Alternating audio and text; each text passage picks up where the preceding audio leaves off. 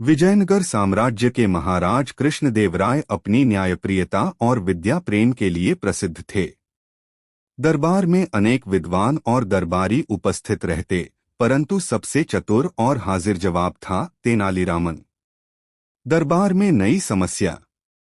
एक दिन दरबार में एक व्यापारी रोते रोते आया। उसके हाथ में एक बड़ी थैली थी जिसमें चांदी के सिक्के भरे थे। उसने राजा के चरणों में थैली रख दी और बोला, महाराज, मेरी समस्या का समाधान केवल आप ही कर सकते हैं।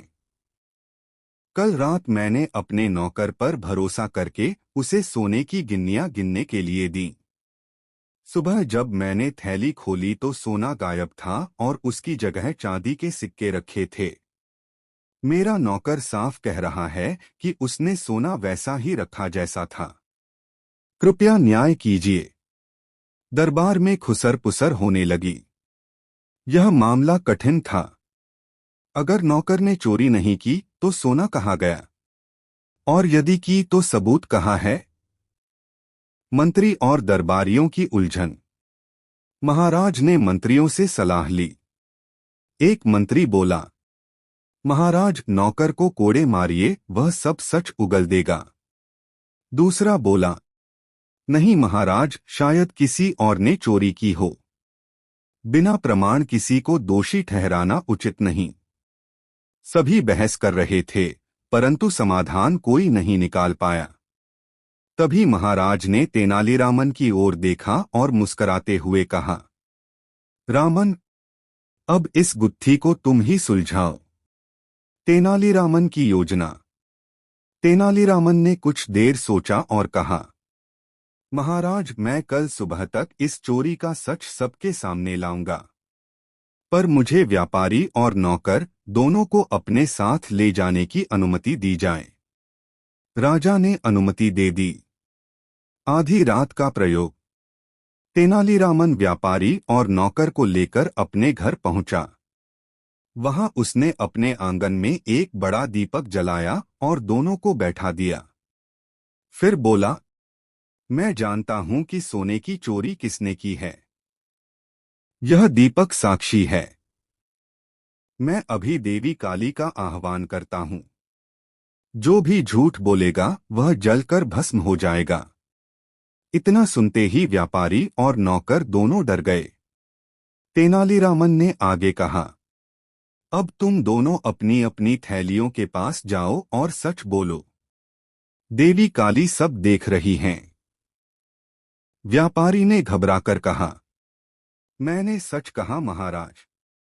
मैंने नौकर को ही सोना गिनने के लिए दिया था।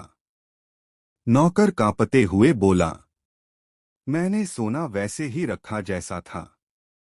पर जब सुबह उठा तो थैली भारी लगी।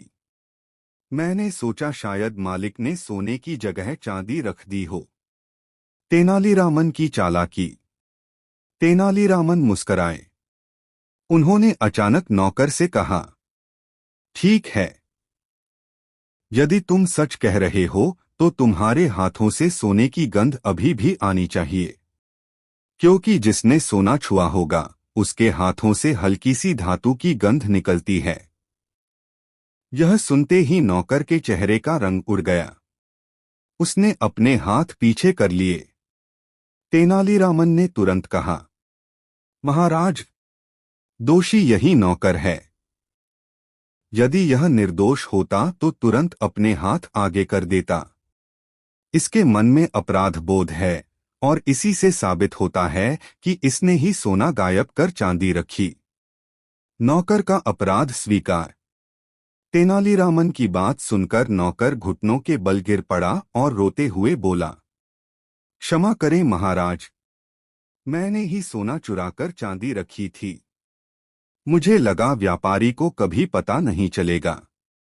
कृपया दया कीजिए। न्याय और इनाम। राजा कृष्णदेवराय ने कठोर स्वर में कहा, चोरी करने वाले को दया नहीं मिल सकती। तुम्हें दंड मिलेगा। लेकिन व्यापारी ने हाथ जोड़कर कहा, महाराज, मैंने इस पर हमेशा भरोसा किया था। यह मेरा नौकर ही नहीं, मेरे परिवार जैसा था। मैं चाहता हूं कि इसे दूसरा मौका मिले। राजा कुछ क्षण सोच में पड़े और बोले, ठीक है, तुम्हारी इच्छा का सम्मान करते हुए इसे दंड से मुक्त किया जाता है, परंतु इसकी पूरी आयु राज्य सेवा में लगेगी और व्यापारी को उसका सोना लौटाया जाए। सभी दरबारी तेनालीरामन की बुद्धिमानी की प्रशंसा करने लगे। शिक्षा। इस कहानी से यह शिक्षा मिलती है कि सच्चाई केवल शब्दों से नहीं बल्कि मन और व्यवहार से उजागर होती है। तेनालीरामन की चतुराई हमें बताती है कि सही प्रश्न और परिस्थिति से सबसे कठिन सच भी सामने आ जाता है। Please like, share and subscribe our YouTube channel.